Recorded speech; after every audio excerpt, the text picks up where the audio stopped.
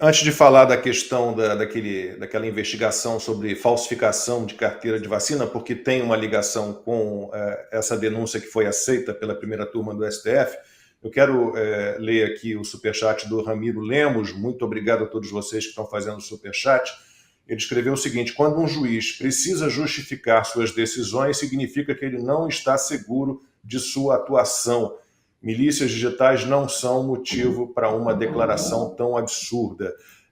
Vamos ver mais alguns trechos dessas sessões patéticas da primeira turma do Supremo Tribunal Federal.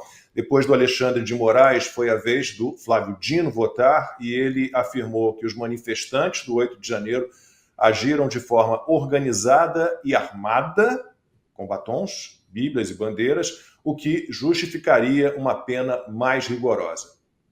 Pouco importa se a pessoa tinha ou não uma arma de fogo ou uma arma branca. O que importa, para fins de debate da classificação jurídica, é que o grupo era armado. O grupo portava armas de fogo, armas brancas, e assim sucessivamente. E se diz também, querido ministro Fux, mas não morreu ninguém. No dia 1º de abril de 64, também não morreu ninguém. Mas centenas e milhares morreram depois. Golpe de Estado mata. Não importa se isto é no dia, no mês seguinte ou alguns anos depois. Vimos isto agora, porque a arte é fonte do direito também, bem sabemos, nas telas, pela pena, de um lado, de Marcelo Rubens Paiva, de outro, pela genialidade de Walter Salles, Fernanda Torres e outros tantos que orgulham a cultura brasileira. É muita mentira. Bom, se a gente for considerar aquilo que a Elisiane Gama fez naquele relatório sobre a CPI do 8 de janeiro, há ali uma foto de um bodoque e bolinhas de gude. Então, dizer que estavam todos armados, armas de fogo e armas brancas, é patético.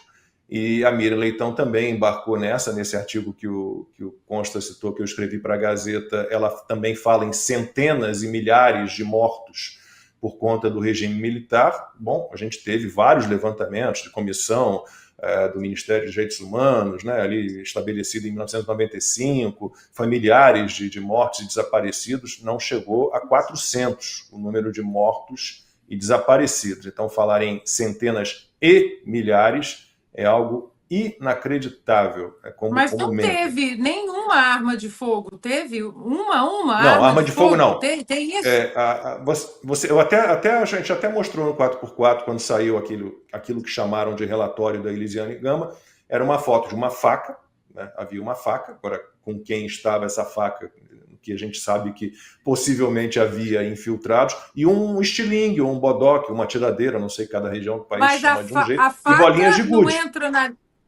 Ele diz que o grupo... é considerada arma branca? A faca é arma branca, mas ele diz que o grupo estava armado, gente. Arma de fogo. Olha, fala, o grupo armado. O grupo armado. O grupo de um. Pode prender toda manifestação de esquerda, que sempre... Lembra dos Black Blocs que falaram assim, manifestação termina em violência, manifestação pacífica termina em violência. Então a gente pode prender todos que participaram, porque se alguns cometeram, né? Agora, a linha de raciocínio do comunista Flávio Dino é mais brilhante do que vocês estão pensando, vai mais longe. Ele disse, com todas as palavras, que os militares faziam parte, né? A cúpula militar fazia parte da turma golpista, são réus, e eles andam sempre armados, eles têm armas. Então é um golpe perpétuo em potencial. Isso. Porque se os militares têm armas, eles sempre são golpistas em potencial, assim como todo homem é um estuprador em potencial, segundo os feministas. Então, olha, nós estamos no campo da loucura já. Não, mas sobre isso... Diga, Marcelo. Você ouvir de um comunista essa observação com expressão de horror, porque o golpe de 1º de abril de 64 matou milhares. Mas que cara de pau! O sujeito até ontem era do PCdoB, defendia o stalinismo, defendia a União Soviética, defendia o comunismo que matou 100 milhões. Mas como é que o sujeito pode ser tão cara de pau assim? É impressionante. Bom, e o Alexandre de Moraes, né, no voto dele, ele citou, ele teve a cara de pau, estamos aqui falando da disfarçatez dessa gente, ele citou um trecho de uma live do Jair Bolsonaro de julho de 2021, em que ele se referia às Forças Armadas ouvirem o chamamento do povo, e ele liga, então, esta fala numa live em julho de 2021 aos atos de 8 de janeiro de 2023, um ano e meio depois.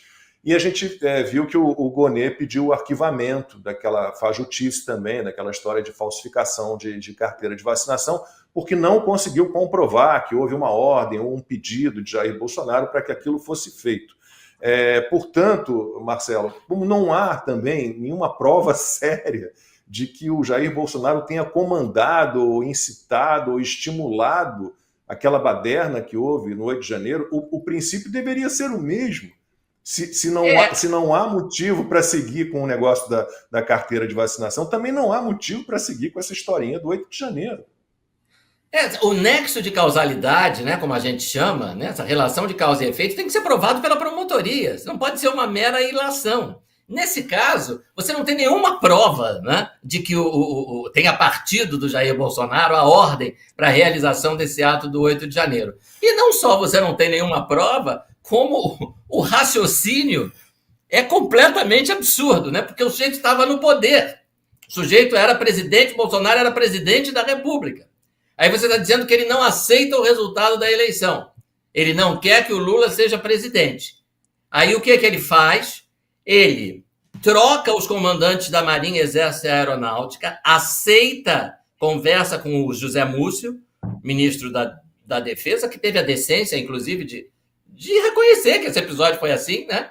Então, eu fui lá, perguntei, presidente Bolsonaro, dá para o senhor antecipar aqui e o senhor já nomeia os comandantes que o Lula quer nomear? Aí ele nomeia, imagina, você não quer que o seu adversário tome posse. Aí você nomeia os comandantes militares que o seu adversário indicou. Você antecipa a posse deles. Não, o Lula vai tomar posse 1º de janeiro, mas os 3 oficiais de 4 estrelas que ele indicou, eu já vou nomear agora para comandar Exército, Marinha e Aeronáutica. Aí você viaja para os Estados Unidos e aí depois você dá a ordem para o golpe. Primeiro você entrega o poder para o adversário, entrega o controle das Forças Armadas para o adversário, né? Vai para o exterior e agora sim, agora vamos lá, vamos dar o golpe aí, não vamos deixar. Se você quer fazer isso, você faz isso enquanto você está na presidência da República. Né? Você mantém o seu general, almirante, brigadeiro, todos os seus comandantes das Forças Armadas da sua confiança, e diz, olha, não vai ter posse, não vai ter nada, eu não vou deixar o cargo, né? Ele não vai tomar posse no 1º de janeiro, não vai nomear ninguém. Isso sim seria a postura normal, né, de quem quer dar um golpe, de quem quer impedir a posse de um candidato, eu ia dizer legitimamente eleito, porque é assim que é vendida mas enfim, né? Melhor dirá a justiça eleitoral. Hoje nós vimos nas ruas o tamanho da esquerda. Pelo TSE, tá certo falar isso, legitimamente eleito pelo considerado TSE, eleito pelo TSE. Eleitoral. Isso, presidido de forma serena e isenta pelo Alexandre de Moraes, após ter sido presidido no mesmo ano por Luiz Roberto, nós derrotamos o bolsonarismo Barroso, né? Também em matéria de isenção e imparcialidade, o páreo ali é duro, né? Então, assim, não tem nada. Do ponto de vista probatório, você só tem especulações as mais frágeis, né? As menos lógicas possíveis. O cara quis dar um golpe, mas antes ele nomeou os comandantes das 3 armas que o seu adversário queria nomear, e aí ele foi para a Flórida. Quer dizer, não faz sentido nenhum, né? O fato em si, o 8 de janeiro em si, a narrativa do consórcio PT-STF não faz sentido. Tá? Pessoas foram para a rua num domingo, invadir prédios vazios, munidas de batom, Bíblia, bandeira do Brasil, para derrubar um governo que tem Exército, Marinha, Aeronáutica, Polícia Federal, Polícia Rodoviária Federal, no mínimo tem 5 órgãos fortemente armados para defendê-lo. Tá? Então você tem a primeira questão, dolo, questão fundamental na análise de qualquer processo criminal. Dolo, intenção. Tá? Se o Caio vai na casa do Tício, né? O professor de direito usa sempre Caio e Tício, né? De exemplo, esses nomes romanos. O Caio vai na casa do Tício com um revólver municiado. Tá? Isso é, porque dolo é a vontade, né, gente? Dolo é a sua intenção, é o que você quer. A gente não tem o dom da telepatia.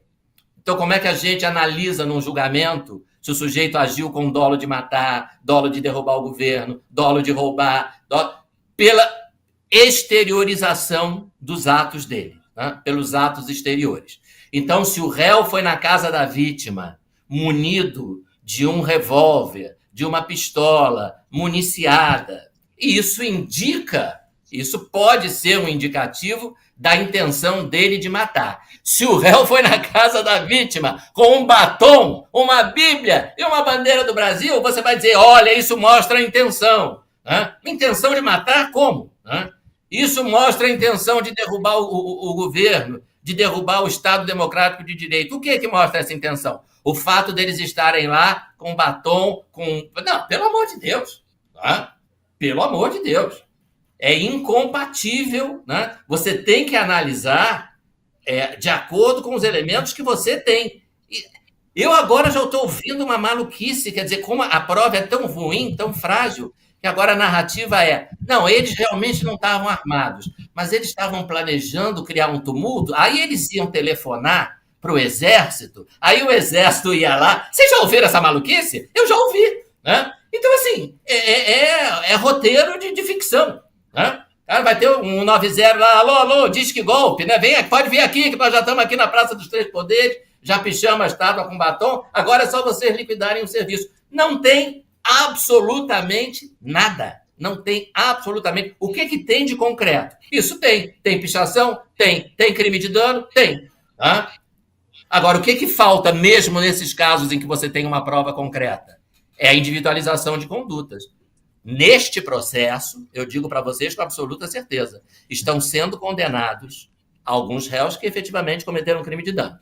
Estão sendo condenados dezenas de réus que não fizeram absolutamente nada, além de se manifestar na Praça dos Três Poderes. Por quê? Porque estão sendo julgados por atacado. O que é outra violação do devido processo legal, é outro absurdo. Você não pode ir num jogo no Maracanã, tem um tumulto, morre uma pessoa e a promotoria diz, quero a condenação de todo mundo por homicídio. Mas o que eu fiz? Estava lá. O senhor estava lá no meio da multidão. Isso é um absurdo. Isso é um disparate. Isso é uma violação da ampla defesa, violação das regras mais elementares do processo penal. Então, e isso está acontecendo. Não tenham dúvida de que isso está acontecendo. Tem gente condenada por nada. Por nada.